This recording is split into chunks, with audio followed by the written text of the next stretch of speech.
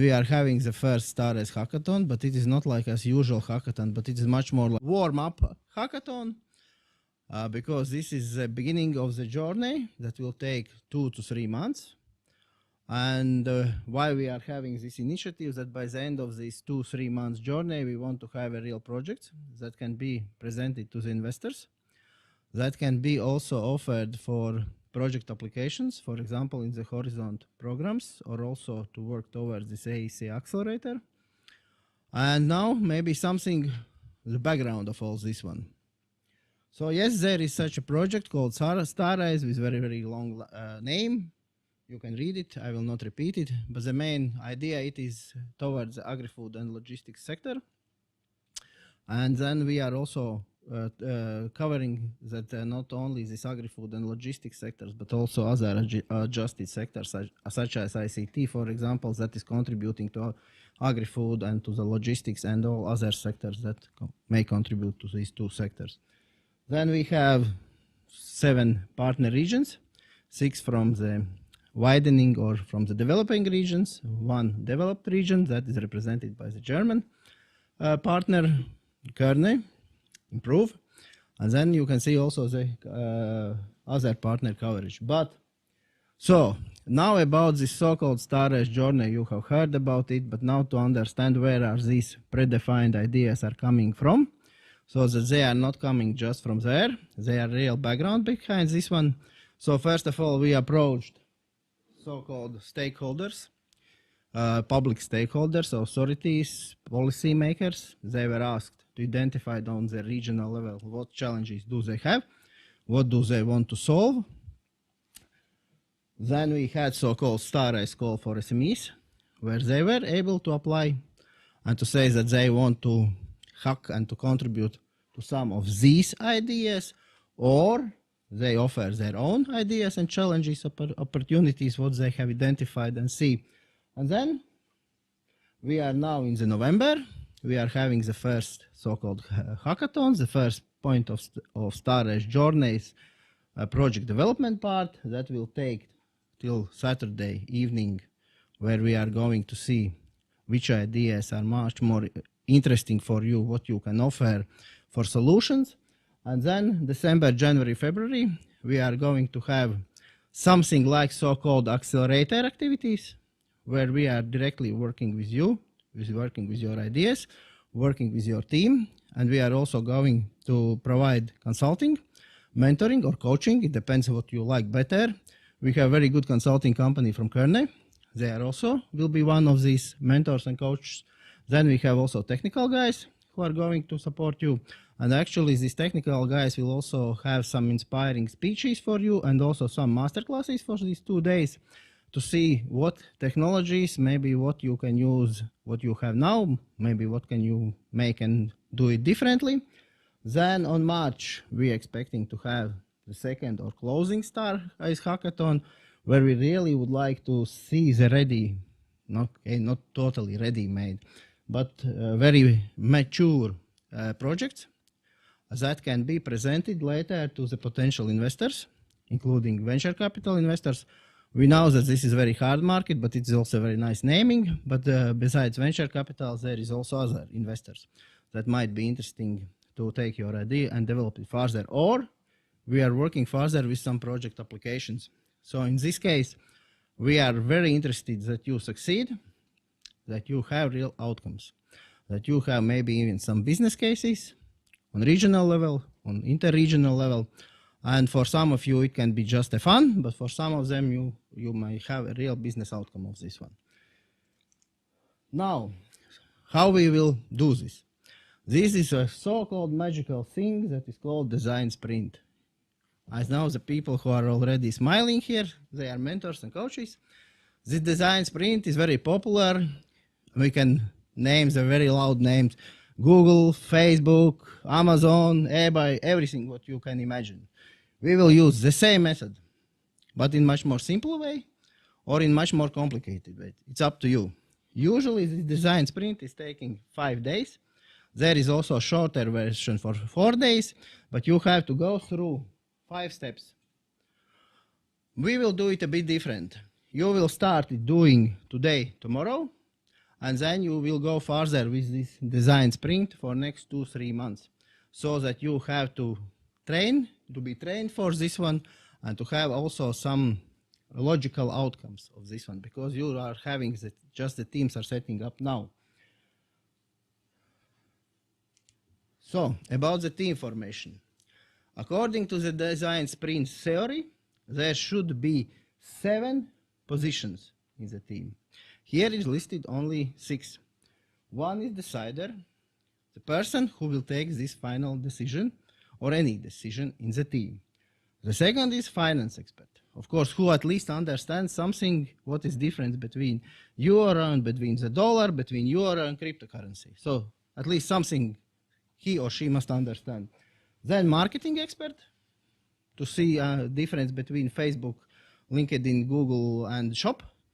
Then customer expert, then technology logistics expert, and design expert. Pretty much it doesn't mean that you must have all these positions covered in your team, with your team members. No, one person can cover several of these positions.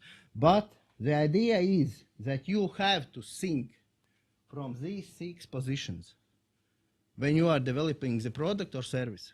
First of all, start thinking, then act. But did I say that there is 7 positions? I guess I said that there is 7 positions, but there is a 6th position. So where is the 7th position? The 7th position is so-called facilitator. In the large organizations, yes, the facilitator, it might be the chief of department or director or executive director, whatever, something that is having this team and pushing it forward, change manager, whatever, that taking this team and pushing it forward and forward and forward. The one thing is that facilitator should not be very, let's say, dictatorship oriented. So I cannot be the facilitator, but I will be. But in our cases, this facilitator, it will be as your coach, as your mentor.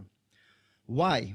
Because these facilitators, in our case, in STARRISE case, these facilitators are the persons who were during this project identification on these particular sites. They saw the challenges, they had the talks with the SMEs, with the stakeholders, and they can guide you what they saw, how does it work, or how it does not work. So these facilitators in your case, they will be like as a coach, as mentors, and also the persons who will push you forward through the whole process. These will be these facilitators. Actually, they are not so bad guys. In this case, they will be good guys. Then the next thing is about the judging. You see, there is a lot of points how we will judge you on the Saturday evening. And it is a bit scary, right? I hope I scared you. But understand, diverge, decide, and prototype. Now let's return back. These are the same steps that you will follow this design sprint. And there is all pretty much already written what you will think about it and what you have to show it. It doesn't mean that we will be waiting from you presentation on 20 or 30 minutes presentation. Some 5-minute presentation that you have to show to us, that you have thought and speak about this, and how do you understand, who are the users and why. Then diverge, envision, develop a lot of solutions, then decide how you decide it, and the prototype.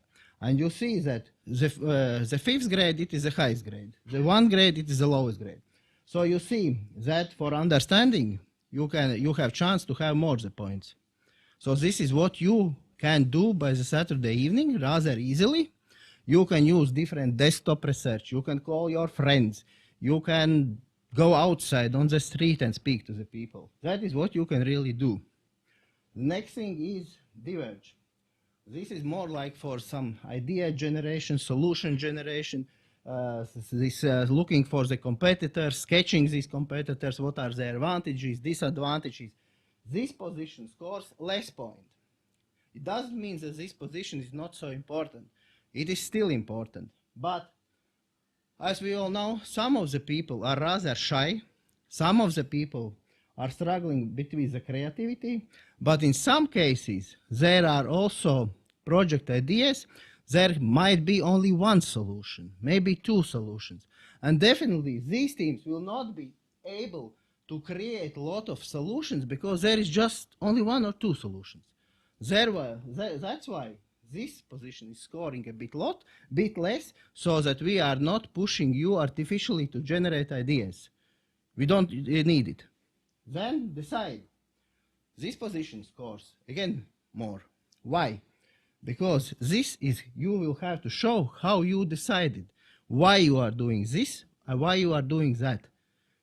Decide. Then the prototype. Of course, if you will be able to make a huge new network by the Saturday, we will be happy with this one. If you will be able to make some climate control device by Saturday evening, super, we will be very happy. But to be more realistic, we rather understand that by the Saturday evening, you will not have a huge prototypes. So from this point, this prototyping will be like as you have to show that you have seen, you have some thoughts and you have some discussions about the main blocks, how you are trying to do it. You have to think about the technologies inside, and you have to think about this magical word, IRL.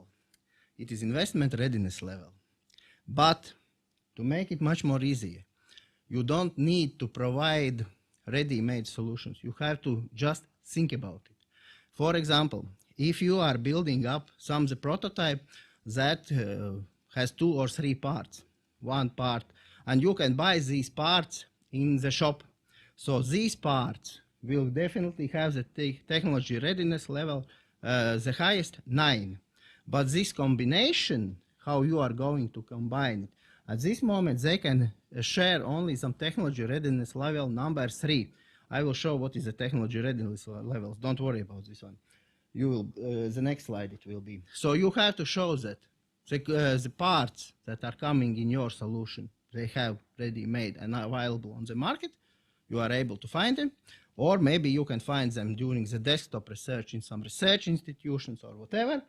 And then you have to assume what will be this technology readiness level of your product or your app or your service or whatever. Then about the investment readiness levels. That will be a separate talk in the next slide. And then the last position is your presentation. Just how you will present you. Is your presentation interesting? Is it covering all the points? And then the last point is how we will select the first, second, and third place. We will select first of all top 5 by the points, and then the judges will have a close discussion, and from these top 5 we will select the winner, the second, and the third place. Who will be the judges? You will not know, but the judges will be around, they will be on site, they will be online, and you have to interact to each other, to speak, to present also during the hackathon what you are doing, how you are doing, and why you are doing it. So they will be also looking the progress when you started and what you can show on the Saturday evening. Now, technology readiness levels. Just to understand briefly what does it mean. You don't need to provide super deep descriptions why you think that this technology is this technology readiness level number 4 and that is number 8. No, just assume according to your knowledge and according to what you have done during your desktop research. Investment readiness levels. The same approach. Do it simple. Just think how you see it, how you expect it, and where you see that at this moment is your idea. And now here is some reference to the right side of the canvas, complete first pass, business model canvas. What does it mean? Pretty much you have example here, and it is also uploaded in the Discord, all this presentation, and you can see this business model canvas. We are not asking you to fill this canvas. Don't do this. It is not needed. Just think about it from your project, from your product, from your service, from your app, from your game position. Just how to monetize it, how to sell it, who will because just think about it. There is some numbers written. These numbers are just showing the steps. First step, you have to think about the customer segments, and the second about the value proposition. If you think that for you it's much more easier to start working with the key partners, then you can start filling this business model canvas from the key partners. But from our experience, we just suggest maybe you have to start to follow this logical background. Maybe. But if you think that you have to do it different, you can do it different. You don't need to present this business model canvas to us. We don't need it. Just think about it. Okay. Do you understand something what I was telling? Definitely you don't understand. Oh, guys understand. Congratulations. So that I'm happy. So if you don't understand something, don't be shy. Go, speak to us, ask to us. We have a lot of experienced people here. A lot of experienced people. A lot of people with their businesses background. A lot of people with international business background. Just meet them and speak them. All of these people are also in the Discord. Who of them are? You have to speak. You have to communicate. We will not show exactly Leonid is from here, Nicholas is from there. No, go and speak to them. Get introduced, speak to them, say who you are, and try also to get out what do they know, what you can offer to them, and what they can offer to you. Where is this synergy effect between both of you?